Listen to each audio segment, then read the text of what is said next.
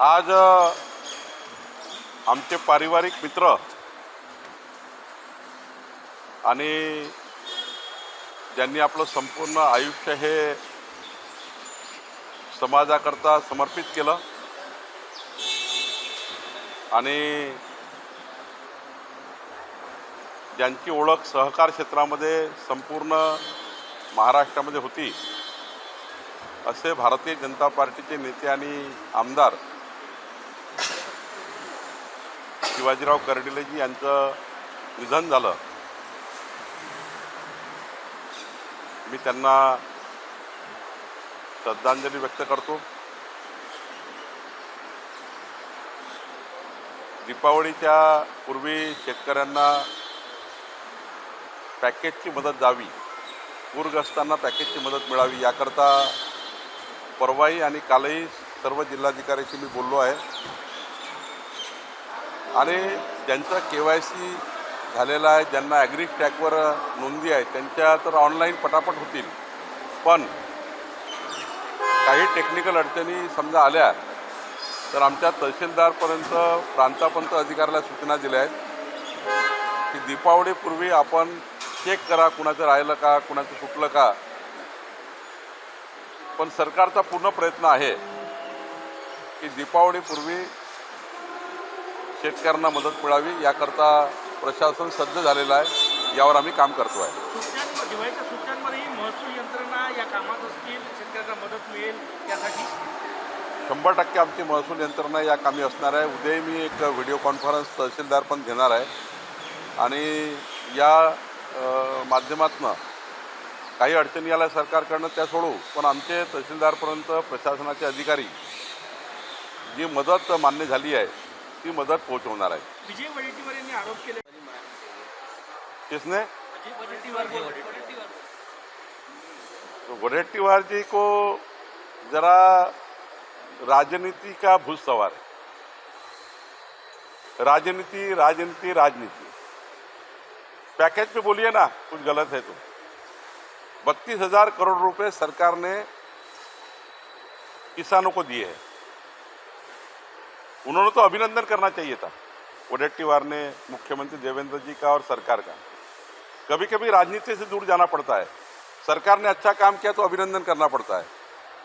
हम सब लोग ये देखें, वडेट्टीवार जी हम सब लोग मिलके वो पैकेज घर घर कैसा पहुंचे इसके ऊपर काम करना है।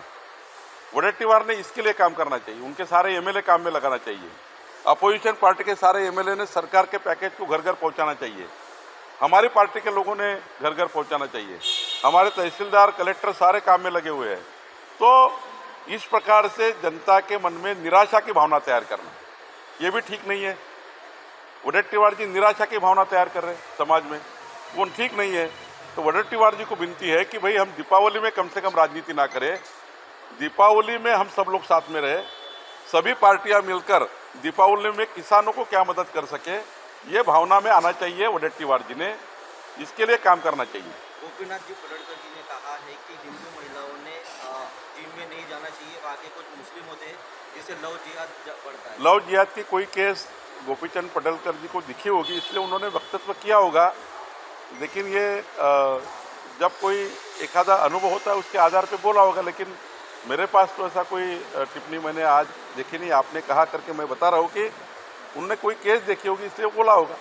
कर्नाटक सरकार ने सरकारी जगह पर RSS के कार्यक्रम के लिए नए नियम बनाए। ऐसा है कि राजनीति इस तरह से नीचे जाएगी कि RSS जैसी जो राष्ट्र निर्माण की एक बहुत बड़ी खान है, इसको हम बोलेंगे बहुत बड़ा राष्ट्र निर्माण का कार्य है, उससे आदमी के जीवन में परिवर्तन होता है। कि राष्ट्र निर्माण के लिए, राष्ट्र कल्याण के लिए करने वाली RSS हमारी, उसके लिए बयान लाते हैं तो समय इसका उत्तर मिलेगा। इसका उत्तर समय में मिलेगा।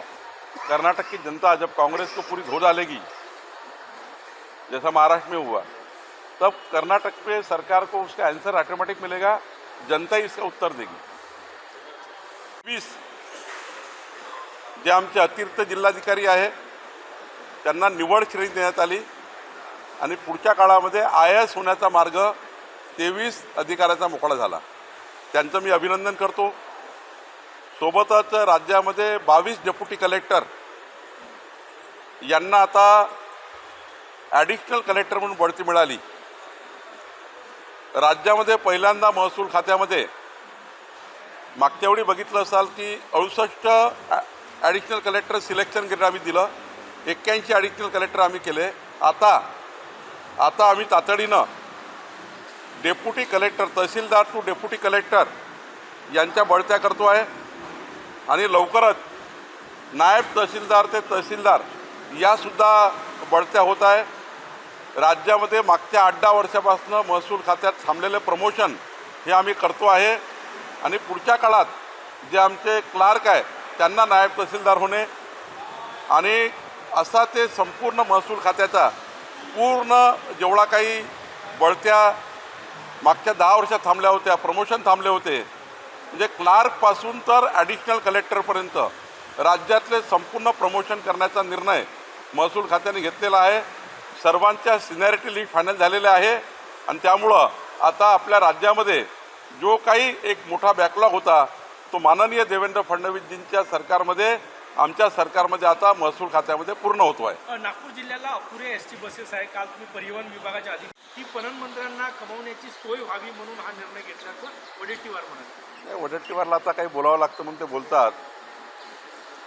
शेवटी विरोधी पक्षात असल्यावर काही ना काही बोलावं लागतं. त्यामुळं राजकीय बोलणं हे सोडून दीपावलीच्या चांगल्या पर्वावर या राज्यातलं राजकीय वातावरण हे दिवसभर राजकारणाकरता खर्च न करता जे या ठिकाणी आज आपल्या राज्यावर परिस्थिती आहे, शेतकऱ्यांना मदत करणे, सर्व पक्षांनी एकत्र येऊन या ठिकाणी दीपावली ही आपली कमी खर्चात करून शेतकऱ्याच्या पाठीशी राज्य कसं उभं राहिलं पाहिजे याकरता काम करणे ही राज्याची प्रायोरिटी आहे. त्यामुळं आरोप प्रत्यारोपामध्ये किंवा पॉलिटिकल आरोपामध्ये किमान ही दीपावली न जाता आपण त्या ठिकाणी सर्व पक्ष मिळून शेतकऱ्यांकरता आणि या दीपावलीच्या माध्यमातून जो शेतकऱ्याच्या जीवनात उभवण्याकरता अत्यंत महत्त्वाचा काळ आहे त्या काळात आपण ही दीपावली साजरी करताना सर्वांनीच त्या ठिकाणी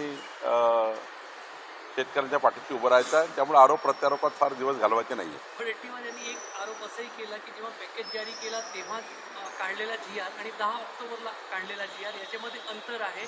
आता सरकार म्हणते की खरडून गेलेल्या जमिनीचा प्रोग्राम 3 वर्षात राबवणार, तर 3 वर्ष शेतकऱ्यांनी वाट पाहायची का? दोन्ही GR मध्ये अंतर करतायत. मी आपल्याला वारंवार सांगतो की उद्या वडेट्टीवारची शेती खरडून गेली, उदाहरण एका दिवसात खरडलेली शेती चांगली होणार आहे का? त्याला भराव करता 3 वर्ष लागतात. हे टेक्निकल कारण आहे. हे काही सरकारचा काही अन्यायग्रस्त हा GR नाही आहे.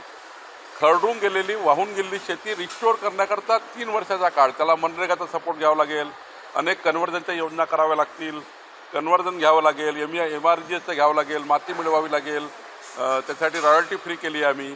काही नदीतला गाळ काढावा लागेल, काही नाल्यातला गाळ काढावा लागेल. शेती रिस्टोअर करताना 3 वर्षाचा काळ लागतो एखादी शेती वाहून गेली तर. म्हणून त्यामध्ये GR मध्ये स्पष्टता आणली आहे, दुसरं काही नाही. गोपीचंद पडळकर यांनी म्हटलेलं की हिंदू तरुणींनी जिममध्ये जाऊ नये, जिममधले अधिकारी का मुजुरी करतात? मी माननीय प्रताप सरनाईकचा आभार मानतो. प्रताप सरनाईकजींनी काल उपराजधानीकरता बैठक घेतली. जादाच्या बसेस नागपूरकरता उपराजधानीकरता देण्याचा निर्णय प्रताप सरनाईकजींनी केला. आणि दुसरं जे ST महामंडळातले अधिकारी आहे जे फील्डवर जात नाही, STचे कर्मचारी त्या ठिकाणी बस थांब्यावर बस थांबवत नाही, या अनेक गोष्टी होत्या. RTO संबंधाने एक बैठक झाली. RTOमध्ये मोठ्या प्रमाणावर ज्या अनियमितता आहे त्यासुद्धा आम्ही त्या ठिकाणी सरकारचं लक्ष या ठिकाणी आहे, त्यावर बैठक झाली. आणि सोबतच पोहरा देवीला सुद्धा जादाच्या बस देण्याचाही निर्णय कालच्या बैठकीत झाला. एकंदरीत नागपूरमध्ये जादाच्या बस मिळण्याचा एक मोठा निर्णय प्रताप सरनाईक यांनी घेतला. मी त्यांचं नागपूरकरांच्या वतीने अभिनंदन करतो. Thank you sir.